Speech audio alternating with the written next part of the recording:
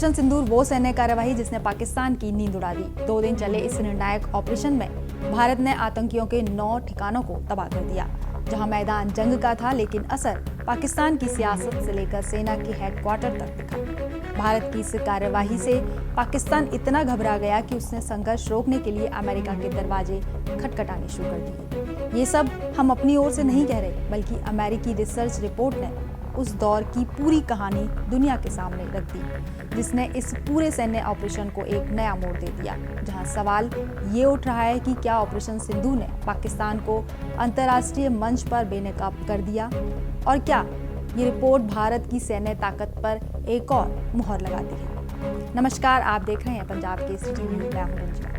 दरअसल ये दावा अमेरिका के फॉरेन रजिस्टर्ड एक्ट यानी FARA ने अपना दस्तावेजों को सार्वजनिक करते हुए बताया कि पिछले साल मई में भारत के चलाए गए ऑपरेशन सिंदूर से पाकिस्तान कांप गया था। FARA के मुताबिक पाकिस्तानी राजनयिकों ने ईमेल, फोन कॉल, 1-to-1 बैठकों के जरिए 4 दिन तक ऑपरेशन सिंदूर के बाद तक संघर्ष विराम के लिए बैठकें जारी रखी थी।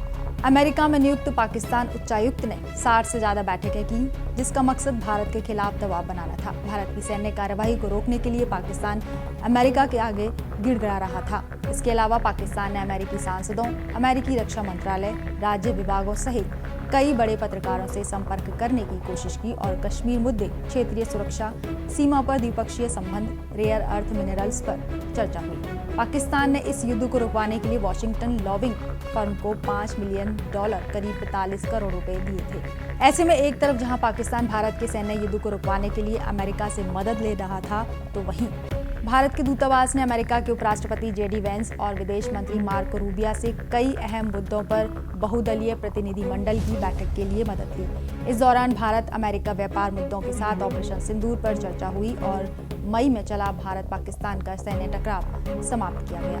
वहीं भारत की अमेरिका से चर्चा पर अब विपक्ष इस मुद्दे पर घेर रहा है, जहां कांग्रेस ने अमेरिका लॉबिंग फर्मों की रिपोर्ट पर कई सवालिया निशान खड़े कर दिए हैं। कांग्रेस नेताओं ने सवाल किया कि कांग्रेस नेता अमिताभ दुबे ने कहा कि 10 मई को जिन अमेरिकी अधिकारियों से संपर्क किया गया, उनमें US ट्रेड रिप्रेजेंटेटिव जेमिसन गिर भी शामिल थे।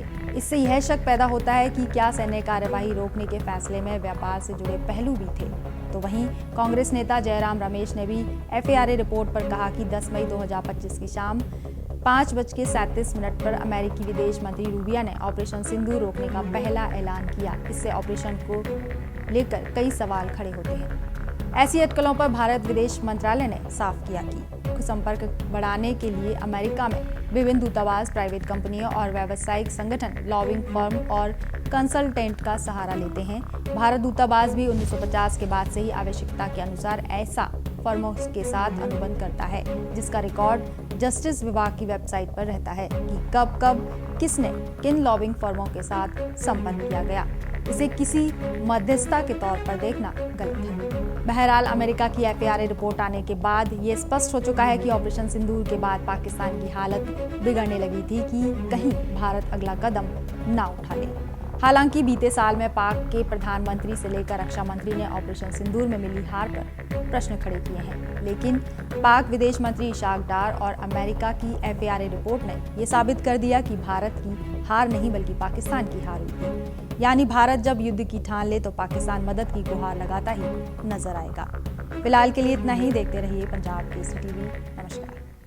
हमसे जुड़े रहने के लिए हमारे YouTube चैनल को सब्सक्राइब करें और नई वीडियो की नोटिफिकेशन के लिए बेल आइकॉन को दबाएं।